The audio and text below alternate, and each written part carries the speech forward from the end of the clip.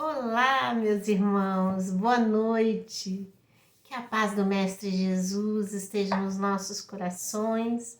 Mais uma vez nós aqui reunidos em nome dele para esse estudo da doutrina espírita, dos seus ensinamentos e estudar a mensagem do Cristo sob a ótica de Joana de Ângeles nos clareia tanta compreensão, nos faz pensar tanto sobre a nossa vida, sobre a conduta que temos tido, mas ao mesmo tempo é sempre uma mensagem consoladora e de esperança, e que nos cabe absorver, né, do nosso ponto de compreensão, da necessidade que nós temos. O importante é que a gente abra o nosso coração para essas possibilidades, para ouvir os ensinamentos, para poder entender, e a gente vai aos poucos percebendo isso no nosso dia a dia. Hoje faremos a lição de número 44, do livro que tem 60 lições, que eu já falei para vocês. A lição de hoje é intitulada Fielmente. E Joana começa extraindo do livro Céu e Inferno, primeira parte, capítulo 7, Código Penal da Vida Futura, item 6. A parte que ela extrai de lá é a seguinte: o bem e mal que fazemos decorrem das qualidades que possuímos. Não fazer o bem quando podemos é, portanto, o resultado de uma imperfeição.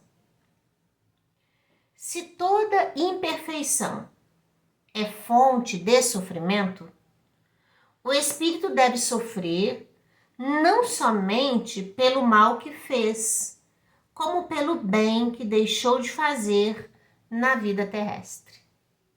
Olha que esse extrato que ela traz do livro Céu e Inferno nos suscita muita reflexão nesse sentido.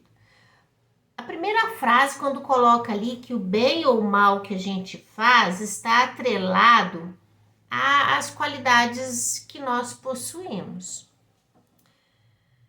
Isso quer dizer, meus irmãos, que para obrar no bem, para modificarmos a nossa conduta, nós precisamos modificar o nosso íntimo. Criar possibilidades de fomentar dentro de nós próprios as qualidades morais que nos farão agir no bem e se sobrepor às nossas imperfeições, o que impedirá de agirmos no mal. Então, daí, se a gente ampliar isso para o nível da sociedade, num planeta como o nosso de provas e expiações, onde o mal predomina sobre o bem, nos traz a característica da nossa condição de espíritos imperfeitos, que ainda não nos demos conta da necessidade de mudança, que ainda não buscamos efetivamente as transformações que nós precisamos passar. Ninguém nasce na vida a passeio. A vida física, ela tem pra gente um sentido marcado por esse desejo de mudança, pelo esforço que a gente emprega nessas mudanças. Nós não vamos modificar a nossa conduta da noite para o dia. Isso não se dará de forma rápida. Nós não venceremos todas as nossas limitações numa única encarnação. Mas o fato de nascermos e nos preocuparmos e nos esforçarmos para sermos melhores um pouco mais a cada dia, marca dentro de nós o princípio dessa mudança. Porque ninguém vai mudar aquilo que não acha que necessite de mudança. Quando nós nos incomodamos conosco mesmo, com o nosso jeito de ser, com o nosso jeito de fazer as coisas, é que a gente pensa em mudar. Não é?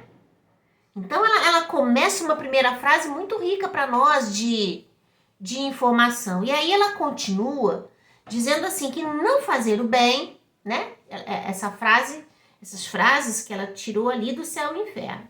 Não fazer o bem quando podemos é, portanto, resultado de minha imperfeição.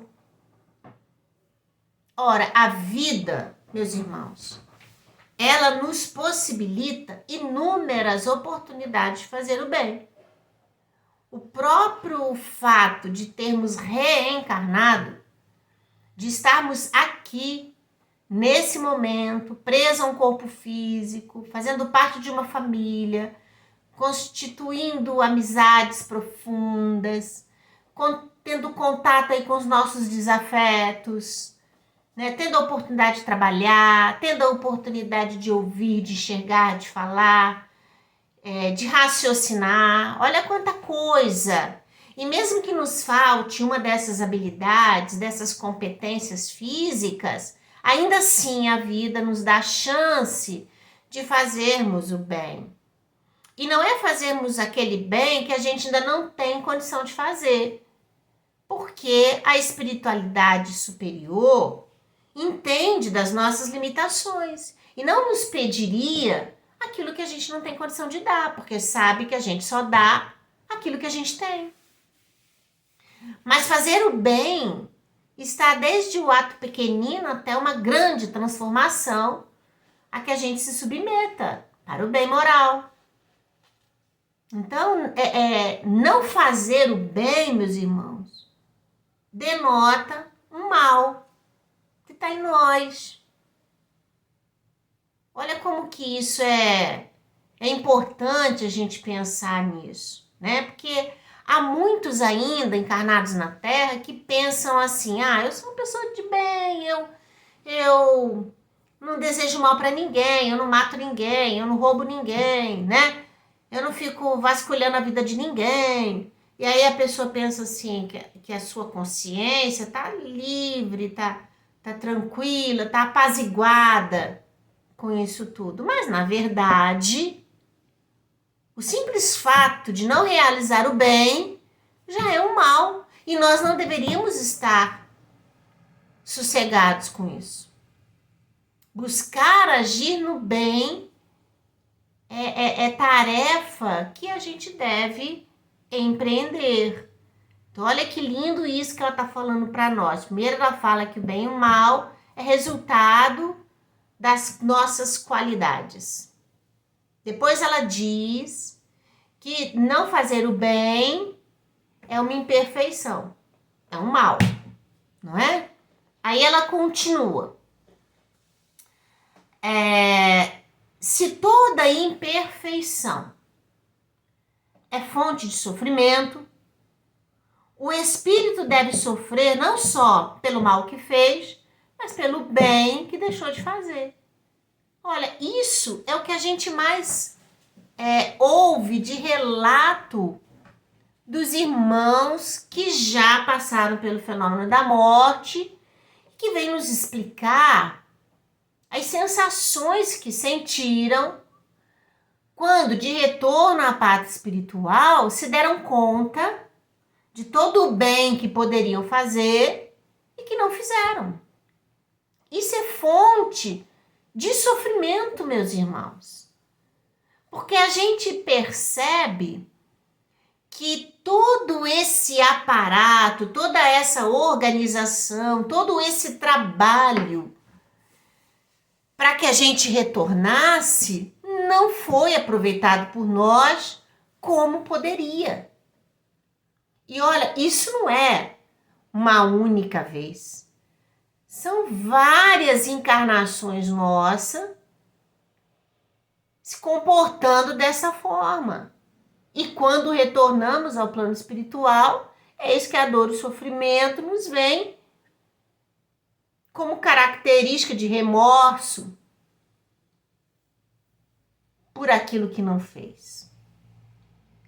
Então, Joana pega um parágrafo ali do Céu e Inferno que descortina pra gente um cenário de reflexão muito grande que nos possibilita pensar sobre nós próprios, de como tem sido a nossa vida, no que a gente tem direcionado a nossa existência,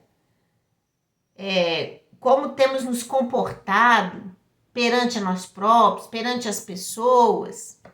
Isso é que tem nos definido, né? O padrão vibratório, as nossas escolhas. É muito bacana ela trazer isso para nós. E aí ela começa agora então a falar sobre essa parte que ela tira ligada à mensagem que ela quer trazer hoje. E o primeiro parágrafo dela, ela diz assim, ó, cônscios das lutas reservadas aos fiéis trabalhadores da sementeira evangélica, Jesus foi definitivo ao dizer que no mundo teríamos aflições. O que ela ressalta nesse texto aqui, nesse parágrafo aqui? Que por muito errar, ora com ações mesmo direcionadas do ponto de vista negativo, ora em não fazendo bem, nós nos veríamos na terra marcados por dores e sofrimentos. Jesus estava nos dizendo da nossa condição de espíritos ainda num processo de provas e de expiações, né? E aí ele continua, comparava Jesus à caminhada cristã, ao enorme trabalho sobre a gleba humilde e boa para a aquisição do pão. Aqueles que desejassem, ouve isso, gente, aqueles que desejassem serenidade antes da sementeira e bênção antes do merecimento, certamente se viriam desencantados na terra. Olha isso, gente. Joana está ressaltando aqui para nós que Jesus deixou muito claro para a gente que para a gente colher, a gente precisa plantar. Ou seja, que para sermos amados, a gente precisa amar. Que para sermos perdoados, nós precisamos perdoar. Que para a gente conseguir a paz que a gente precisa, a alegria verdadeira, a serenidade, nós deveríamos ser portadores disso aos nossos irmãos. Seria como se a gente respondesse para a vida nessa completude desses valores que modificam, quando vividos, o nosso cenário de vida e o cenário daqueles que estão à nossa volta. Então, a luta... Desculpe, meus irmãos. A luta que nós travamos, no sofrimento que nos chega, ele vem, meus irmãos, por essa conta que não bate. Porque a gente quer receber o bem plantando o mal. A gente quer colher um caminho de alegria percorrendo um caminho de tristeza. A gente quer colher serenidade plantando discórdia. E a gente não vai conseguir isso. Não tem como, isso foge à lei. Né? Não tem como isso acontecer. Aí ela continua assim. Cientificados da necessidade de trabalhar, se cada um se dispusesse a aprofundar, vergastando abismos para que os grãos atingissem a madre interna do solo, sofreriam o que incentiva, né? O que incita a tormenta e o cansaço, banhando-se de suor, mas de olhos fitos no chão, coberto de vegetação, e nos dedos do arvoredo, amparados pelos frutos. Não se revoltariam por lutar, nem se deixariam abater se a terra lhes negasse as primeiras dádivas da colheita. Olha o que isso está querendo dizer para nós. Se nós tivéssemos muito claro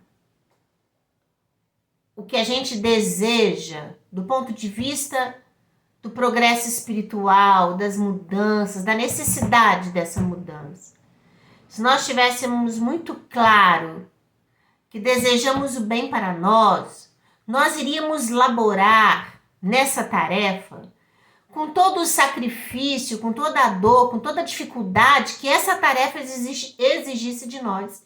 E mesmo que no ardor de tanto trabalho, de tanta luta, se a vida não nos respondesse positivamente, nós saberíamos esperar a hora certa da colheita, porque entenderíamos que ainda nesse processo necessitamos de tempo para que as coisas se consolidem, fortalecidos nos verdadeiros recursos da bondade, do amor, da fraternidade cristã.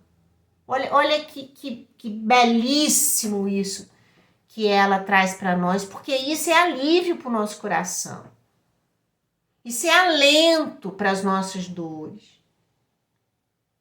Isso nos faz compreender que em momento algum nós estamos desamparados, que a solicitude divina nos guia, nos mostra e nos sustenta quando nós assim quisermos.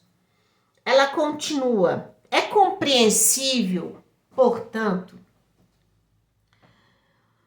o não haver lugar no mundo dos negócios nem dos prazeres para os lídimos cristãos. Não têm eles a pretensão de receber inflorescência antes da sementeira. Porque a gente sabe, né? Nem se podem candidatar à colheita enquanto a terra coberta se consome na inutilidade. Sabem que o tempo desperdiçado na inoperância é abuso da fortuna do Senhor e é roubo à atividade da vida. Por essa razão, sofrem. Veja bem, meus irmãos, quando nós não temos muito certo os nossos propósitos, quando nós não sabemos de fato o que a gente quer, quando a gente não entende as nossas necessidades espirituais, nós corremos o risco de buscar alegrias vãs aonde elas não existem. E tão passageiras, tão fúteis, tão sem sentido, elas ficam no campo da nossa não realização, da nossa inoperância, no bem para nós próprios. E com isso a gente sofre, porque a gente busca aquela luz que não está ali. Então a gente só se ofusca. Ela continua. Quanto mais se deixam absorver pela luta fastidiosa sob o sol causticante, mais se lhes acentuam as rugas da dor, mais se aprofundam as feridas das mãos, mais se avoluma o cansaço sobre as costas. Porque o trabalhador fiel não se detém a reclamar nem exigir. Ele sabe que há tempo de semear, como há tempo para colher. Daí, meus irmãos, esse parágrafo do fielmente. Porque quem mantém essa fidelidade aos seus princípios e aos princípios cristãos, entende, compreende que as coisas nascem do plantio efetivo, da nossa persistência, da nossa coragem em nos mantermos numa conduta reta, dedicada ao bem. E que sem essas energias do trabalho desenvolvido, nós só colheremos os frutos da nossa indiferença. E esses, meus queridos irmãos, com certeza não nos trarão boas coisas. Ela continua: espíritas. Serviço cristão é sofrimento. Porta de serviço para a renovação em si mesmo. É uma estrada longa a percorrer sítios difíceis de transpor. Exige da gente entrega, meus irmãos. Exige da gente certeza, renúncia de nós próprios. Exige da gente o trabalho de doação em prol do nosso semelhante, da alegria de poder servir na seara, fazendo o bem, cuidando das pessoas à nossa volta, sendo portador de uma mensagem digna, de uma palavra de esperança, de uma oração, de um gesto de carinho, de afeto, de respeito. E isso vai exigir de nós, às vezes, abrir mão de coisas que pra gente pode ser motivo da alegria passageira, para que a gente possa transpor isso e alimentar o nosso coração, o nosso pensamento com os reais valores da vida imortal. Ela continua assim. Ela vai dando aqui alguns exemplos. Ela fala assim, ó. Náufragos não têm condições de escolher salva-vidas. Concordam? Presidiários não podem escolher sítios para a liberdade. Muitas vezes, o vinagre da ingratidão ser-te-á o tônico de reconforto sob a luz solar. Porque, você veja bem, você pega a história do cristianismo, dos sacrifícios que muitos fizeram e do devotamento que empreenderam, porque sabiam o que queriam, acreditavam em Jesus, entendiam que Jesus era o Filho de Deus que estava na terra naquele momento. Essa força, essa energia que fez com que muitos se permitissem até morrer comido pelos leões nas arenas. Muitos que sofreram a infâmia, o desalento, o abandono, a morte cruel. para demonstrar o seu devotamento a Jesus. Hoje, os nossos problemas são de ordem moral. Ninguém hoje tem que se lançar numa arena para ser comido por um leão, para dizer, ou uma fera qualquer, para se dizer cristão. Mas precisamos combater a fera que há dentro de nós, que nos impede de amar tanto quanto a gente pode. Porque nós somos espíritos de luz em nossa essência. A luz ainda não brilha dentro de nós, porque as nossas imperfeições ofuscam-na. Mas nós somos herdeiros do Pai. E seremos espíritos no futuro de imensa luz.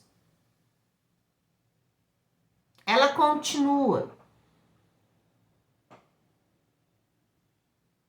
A mão espalmada do vingador sobre ti representará a cobrança da dívida adiada, o desprezo em forma de escárnio traduzirá o apelo, que é um convite à humanidade, que não pode ser desconsiderada.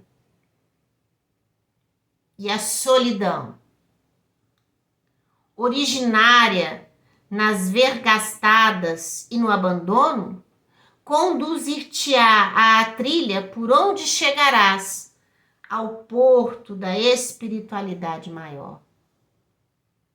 Ninguém guarde, por enquanto, coroas brilhantes para a cabeça, nem se iluda com os auropés mentirosos que enganam o tempo. Tapetes estendidos para os teus pés podem esconder abismos, como muitas pinturas brilhantes disfarçam manchas e escabrosidades. Ela está falando, cuidado. Cuidado, porque a gente pode estar aqui na vida ganhando aqui o sucesso, a exaltação dos homens aqui da Terra. E isso nos excitar o orgulho, a vaidade. Mas não nos iludamos.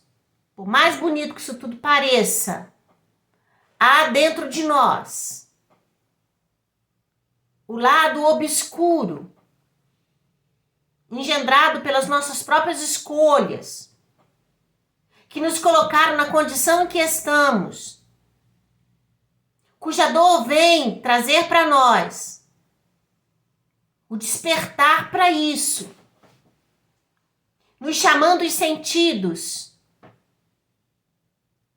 nos evocando os sentimentos nobres, para que sejamos capazes de, em nos reconhecendo espíritos imperfeitos, muito suscetíveis ao erro, de vigiarmos acima de tudo, de abrirmos mão de tudo isso que é passageiro e de trabalharmos no bem, em prol da nossa libertação, daqueles com os quais nós assumimos compromisso para esta encarnação.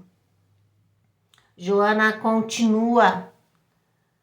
Tua tarefa é de sublimação interior a cada dia, dia após dia.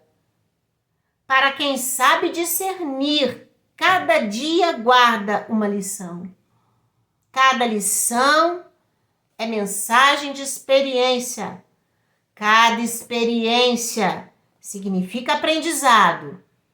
Cada aprendizado representa a bênção que traduz oportunidade evolutiva.